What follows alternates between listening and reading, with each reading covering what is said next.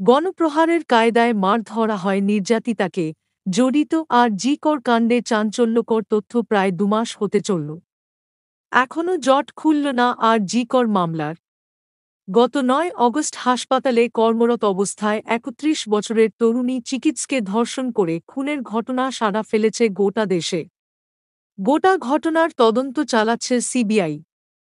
আর সেই তদন্তে বেরিয়ে আসছে চাঞ্চল্যকর সব তথ্য, যা শুনে রীতিমতো শিউরে উঠতে বাধ্য। সিবিআই সূত্রে, গণপিটুনির ঘটনায় যেভাবে শরীর জুড়ে আঘাতের চিহ্ন থাকে, তেমনি অজস্র ক্ষতচিহ্ন মিলেছিল নির্যাতিতা তরুণীর দেহেও।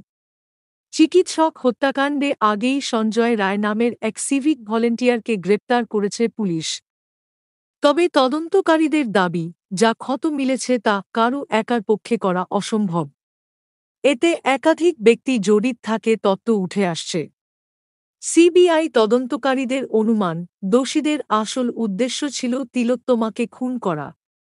পরে খুনের ঘটনার মোড় ঘোরাতেই ধর্ষণের মতো কাজ করা হয়েছিল বলে প্রাথমিকভাবে অনুমান।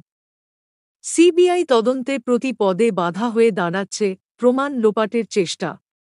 মৃতার ময়না তদন্তের রিপোর্ট অসম্পূর্ণ। এদিকে ময়না তদন্তের ভিডিওগ্রাফি অস্পষ্ট, ত্রুটিপূর্ণ ছবিগুলি ফরেনসিক পরীক্ষাগারে বিশ্লেষণ ও আশেপাশে থেকে উদ্ধার হওয়া যাবতীয় তথ্য প্রমাণের ফরেনসিক বিশ্লেষণ করে প্রাথমিকভাবে একাধিক ব্যক্তির জড়িত থাকার তত্ত্ব মিলছে। মৃতার দেহের সামনের অংশে ১৫টি গুরুতর বাহ্যিক আঘাত ও ৯টি গুরুতর অভ্যন্তরীণ আঘাতের চিহ্ন মিলেছে। তবে দেহের পিছনের অংশের আঘাতের উল্লেখ ময়না তদন্ত বা সুরতহাল রিপোর্টে নেই।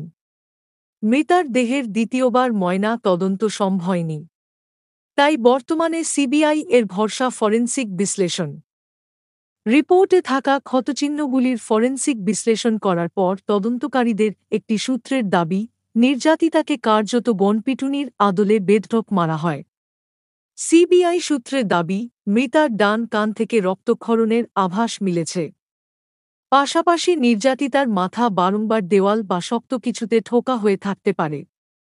মৃতদেহের নিচে নীল রঙের তোয়ালের মতো একটি কাপড় থেকে রক্তের দাগ মিলেছে। তবে ময়না তদন্ত ও সুরতহাল রিপোর্টে বেশ কিছু গুরুতর আঘাতের প্রসঙ্গ একেবারে এড়িয়ে যাওয়া হয়েছে বলে অভিযোগ।